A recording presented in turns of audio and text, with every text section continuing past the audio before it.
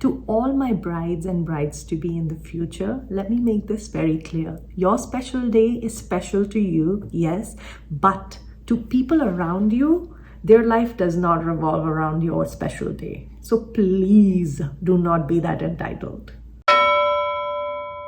Hello, my YouTube loves. Welcome back to my channel. And if you are new here, then welcome to my channel. Thank you so much for supporting it always. It really means a lot to me.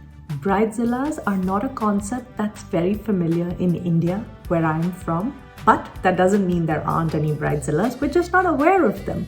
So if you do not know what a bridezilla is or where that term came from, please watch my first video and you will understand it a lot better to give you context for this video. Let's get into today's video and react to some bridezillas part 2. Okay. Alright. Help, I need advice. My fiance and I are having lots of issues right now. We can't stop fighting and I don't know what to do. I quit my job because wedding planning was taking up so much time and my fiance is refusing to get a second job. He doesn't understand that I don't have time to get ready for work, drive to work, be somewhere else all day and drive home. I need to be home to plan this wedding. I'm trying to find a job from home, but it is difficult. I asked him to get a job and he won't. It really angers me because we are spending $80,000 on this wedding and he keeps saying we should spend less. Hello? No, this is my wedding. I have been dreaming of since I was little and I refuse to have anything but my dream wedding. How can I convince him to work a second job to pay for all of this? What happened to happy wife, happy life? You know, there are certain things that just make you facepalm. That's what it's called. This is making... She doesn't want to go anywhere because she wants to dedicate all her time into wedding planning. $80,000 is a lot of money to put into a wedding, and all of that money you want your fiance to earn and sponsor your wedding with. Yep. Stop it. Get some help. I'm engaged to my fiance and we're getting married soon. I will say that he was married before and had a 13-year-old son who passed away 4 years ago. Let me tell you, he is still pretty much grieving, not judging him for that, but his grieving can and will cloud his thinking sometimes. We're currently in the wedding planning phase. He asked that we reserve a chair at the venue for his deceased son. I was dumbfounded when I heard this, but he said that he knows his son will be there for him spiritually and he'd like to reserve a seat for him out of respect and to make him feel included. I tried to be gentle because this seemed insane and told him we cannot do that because guests will be asking questions and will think he's mentally unstable. I asked him to let go of this idea, but he offered a compromise by leaving the last chair in the very back empty so no one will notice. I felt uneasy and asked him to just let it go, but he kept bringing it up, saying he gets a say since it's his wedding and his son was and will always be family. I had a fight with him, telling him it's my wedding too and I don't want people to laugh at us. He said I have nothing to lose if I say yes and that I'm being selfish. I snapped and told him to get over himself and he got quiet suddenly and stopped arguing, then shut down completely. I then heard him sob while he was smoking outside and refused to speak to me, didn't even let me sit with him. He has been like this ever since the fight and has been avoiding me. I could have blown this out of proportion, but I thought his request will weird out many guests and make our wedding a laughing stock. Editing to add that I didn't think that such thing was common. I admit that I should have handled the conversation better, but the guests I was referring to are my male cousin. They're terrible and make fun of everything and take every opportunity to turn an event into a laughing stock. I can't keep them from attending because they're family, but at the same time don't want to give them a chance to hurt Sam's feelings or make rude comments. I love Sam and sympathize with his struggle, but I feel like he's being dismissive of my feelings and thoughts. Are you stupid or something? There is so much going on here and all of that is wrong.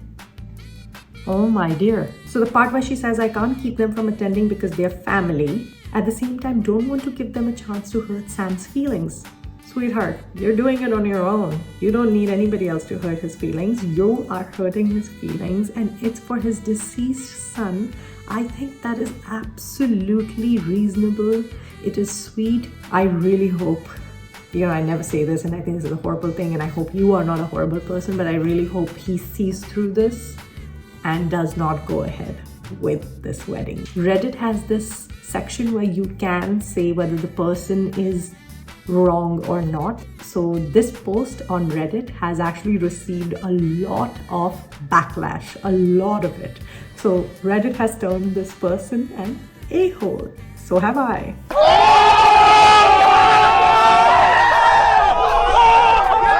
Next post. Hey girls, I have something I need to run by you. So blank didn't have cancer when I invited her to be my bridesmaid, but now I'm having second thoughts about her being in the wedding. Like she mentioned the other day that her hair has started to fall out a bit, and I noticed that it was looking thinner than normal. I just can't envision having all you beautiful ladies up there with me looking fabulous and then blank with no hair. I just feel like it will distract from me and husband, and I just feel it won't fit with the look I'm going for. Do you think I could ask her to wear a wig, or should I tell her I don't think she should be a bridesmaid anymore? Help! She's actually laughing about this, and one of her bridesmaids has responded, "Are you serious right now? Are you serious? Do people just talk out of places they're not supposed to be talking out of? I don't understand this. And all you care about is how it looks in the pictures." Oh boy. Yeah, boy. You know what? If I keep reading these, I'm going to think that none of these bridezillas deserve a wedding. So I'm going to look like the a-hole. So I'm just not going to say anything. Next one. Has any bride had to get a whole new bridal party because the one you had the first time didn't get their dresses on time? No communication or anything. I am so close to getting a new bridal party. It's very irritating. My wedding is on August 20th, 2022, and only one of my bridesmaids got their dress, and that's my sister-in-law. My bridesmaid dress has been on back order since the day we went dress shopping back in the summer. The groomsmen got all their stuff they need. It's my bridal party that hasn't.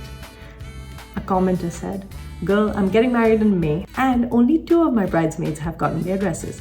Calm down." No! God, please, no! No! No! Well said in very minimal words. Calm down. There's enough time.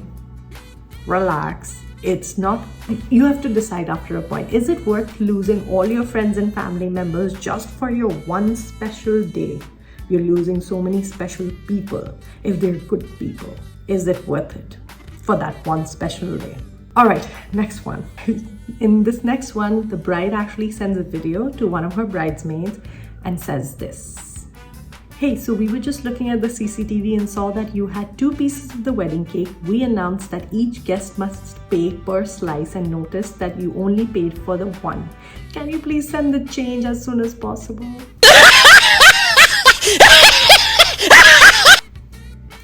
Who goes and checks the CCTV for food, dessert, a slice of cake, and then messages the person who's had doubles to get money from them?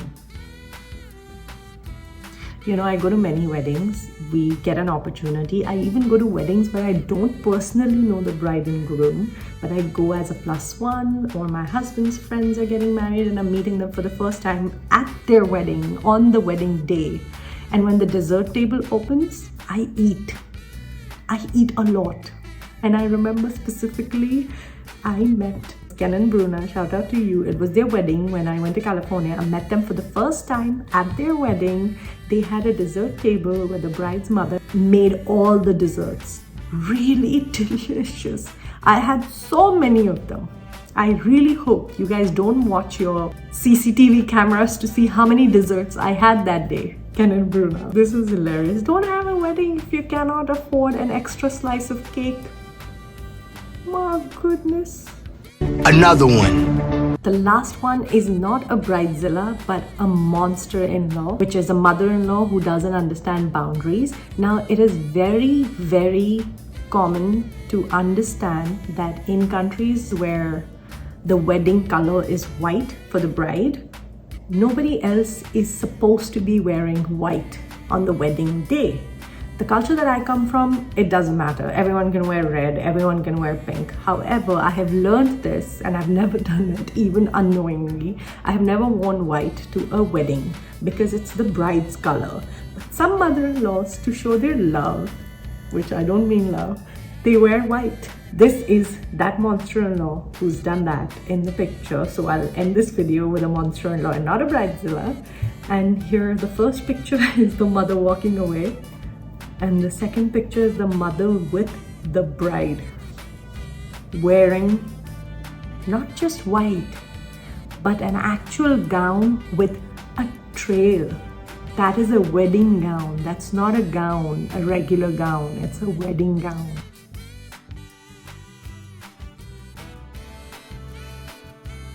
A, you really need to be ballsy for this. B, there has to be zero shame in you, which clearly. And 3, you're risking your relationship with your daughter-in-law and possibly your son. So good luck with that. Today's video was a quick one, but I hope you really liked it. Thank you so much for all the support you've been showing. As I always say, I will be back next Friday, but until then, do not forget to live, laugh, eat a lot of potatoes, and please do not be a bridezilla. See you next Friday.